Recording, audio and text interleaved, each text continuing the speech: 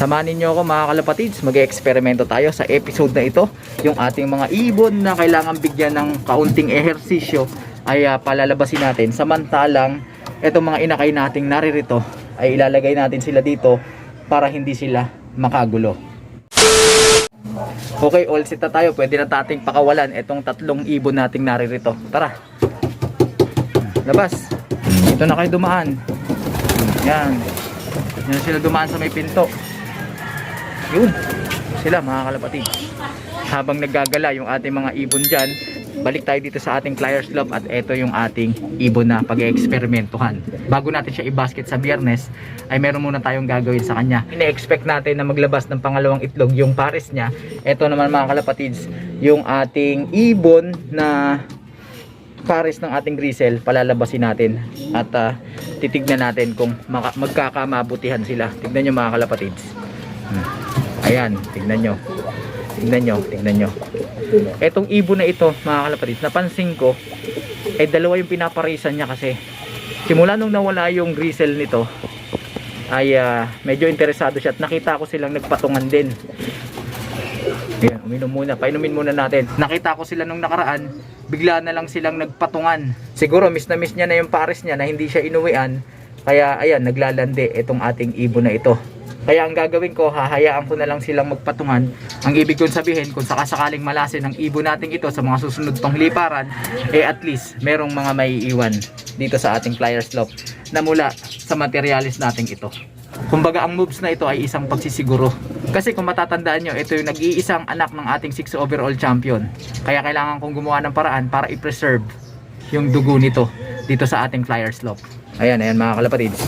Ayan, magmamabutihan yan habang nagle-labor doon yung pares niya. Ayan, tingnan nyo. Tingnan nyo yung ginagawa nilang pagtataksil. Habang nagle-labor pa yung pares niya, partida. Sige, sige. Sige. Yan.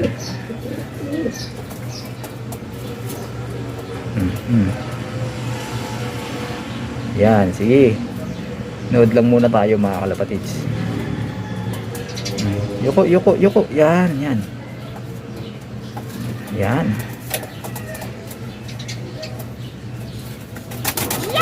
Ayun, mga kalapatids, nakadali. So, ayan, dalawa na yung inaari niyang pares. Ito yung una niyang pares na may itlog na isa na baka mamaya-maya ay maglabas na ng pangalawa. At ito mga kalapatids, itong ibon na to, kung matatandaan niyo, 'di ba, pares to ng grisel natin na hindi na nakauwi.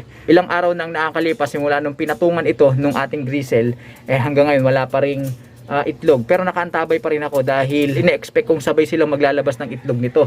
Pero hanggang ngayon wala pa rin lumalabas. Pero base sa kalkulasyon ng mga araw, kung maglalabas ito ng itlog sa mga susunod pang 1 o 2 araw, maaaring itlog pa yon ng ating grisel. Pero kung ilang araw pa ang lumipas at saka pa lang maglalabas, sa malamang yung itlog na yon dito na sa ating ibon na ito. Nilista ko at inirecord ko yung mga petsa kung saan nagmate itong ibon na ito tsaka yung grisel natin, at ganun din yung petsa na nagmate ito at saka itong ibon na ito. Sa ganung pamamaraan, malalaman ko kung sino yung tatay ng mga magiging inakay. Samantala, punta naman tayo dito sa ating breeder cage. Meron tayong isang hen na naririto. Ang gagawin naman natin, bibigyan natin ito ng pares. Gagawin nating sitter o yung tagayaya sa magiging itlog na ilalabas nung ating ibon na naroon sa ating Flyers Loft. Ito si Jessie yung ating ipaparis dyan, yung ating Candon Ilocosur finisher sa nakaraang NDR. Sila muna yung gagawin nating yaya dahil wala pa naman silang ginagawa sa pagkakataong ito. Yan mga kalapatids, inilagay ko na. Paris na yung dalawang yan. Tignan nyo, hindi na tayo mahihirapan. Tignan nyo, naghihingi agad ng subo itong babae. Kasi ganyan talagang husay pagka nakahiwalay yung ating mga cock at saka yung mga hen. Hindi mahirap magpares mga kalapatids. Ang goal natin ay makita silang magpatungan din, kalinsabay ng dalawang ibon na nagpatungan dun sa ating Flyers Loft.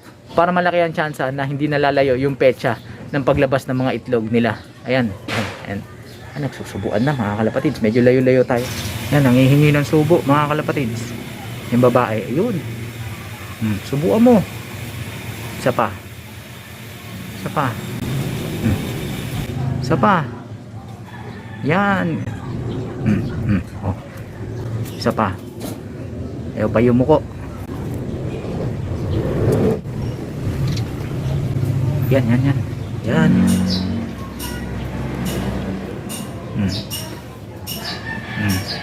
Isa pa.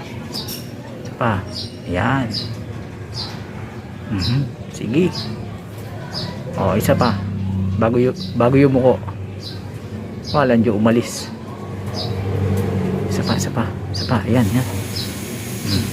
Oh, ayan. Oh, yuko na. Ayaw pa. Isa pa daw.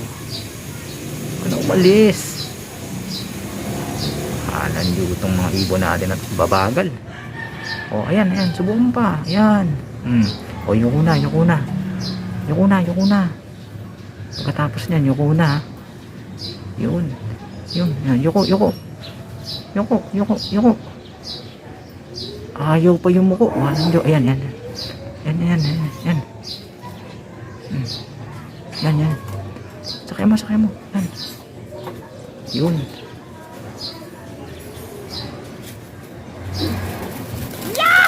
Yun. Dali mga kalapatids. Alright. So lumalabas na same day or halos sabay na nagmate itong ating ibon na ito, itong dalawang to, saka itong dalawang ibon na ito. So ang main idea ay kung sakasakaling mangingitlog sila, hindi nalalayo yung petsa ng paglabas ng mga itlog nila. Pero kung maglalabas agad ng itlog to ng mas maaga, ibig sabihin mga kalapatids na yung itlog na yon ay doon sa ating gristle na na-fertilize at nabuo na sa loob niya bago pa natin ipares dito sa isa nating alaga. 8 to 10 days kasi mga kalapatids na kanubi bago lumabas yung itlog pagkatapos nilang mag-mate or magkastahan. Pero kapag lumampas na sa period na yon at hindi pa rin naglalabas ng itlog na ito, ibig sabihin yung magiging itlog niya ay dito sa barakong ito. Ganun pa man yung ilalabas na itlog nito mga kalapatids ay ipapayaya natin dito sa dalawang ibon nating naririto.